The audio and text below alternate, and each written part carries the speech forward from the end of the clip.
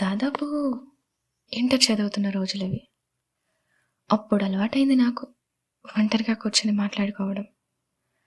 ఇలా మాట్లాడడం అనేది లోన్లీనెస్సో, వేరే వాళ్ళతో మాట్లాడలేకో కాదు. పిచ్చి అంతకన్నా కాదు. అది నమ్మకం. నేను తప్ప నన్ను ఇంకెవరు అర్థం చేసుకోలేరు అనే నమ్మకం. కాకపోతే నా నమ్మకమే ఇప్పుడు నిజమైంది. నేనొక రియల్ స్టోరీ చెప్తాను, వింటావా? నేను చాలా కన్ఫ్యూజ్డ్గా ఉండేదాన్ని. లైఫ్లో ఏం చేయాలో, ఏ డైరెక్షన్లో వెళ్ళాలో తెలియక టెన్షన్ పడుతూ ఉండేదాన్ని. ఒకరోజు రాత్రి అద్దం ముందు కూర్చుని నన్ను నేను చూస్తూ ఉన్నాను. మనసులో చాలా క్వశ్చన్స్. నా లైఫ్లో నేను ఏం చేయాలి, నేను కరెక్ట్గా చేస్తున్నానా అని. ఆ క్షణం నా లోపల ఒక వాయిస్ వినిపించింది. ఎందుకు భయపడుతున్నా?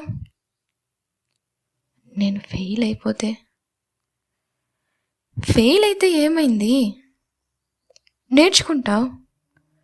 ట్రై చేయకపోతే ఎలా తెలుస్తుంది? కానీ అందరూ నన్ను జడ్జ్ చేస్తున్నారు.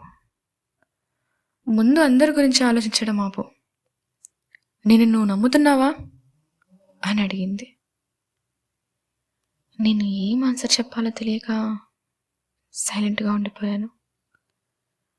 మళ్ళీ తనే మాట్లాడుతూ, నువ్వు భయపడకుండా ఒక్క స్టెప్ ముందుకు వెయ్యి. మిగిలిన స్టెప్స్లో నేను నీతో ఉంటాను అని చెప్పింది. మోరల్ ఆఫ్ ద స్టోరీ నేను చెప్పకపోయినా మీకు అర్థమవుతుంది.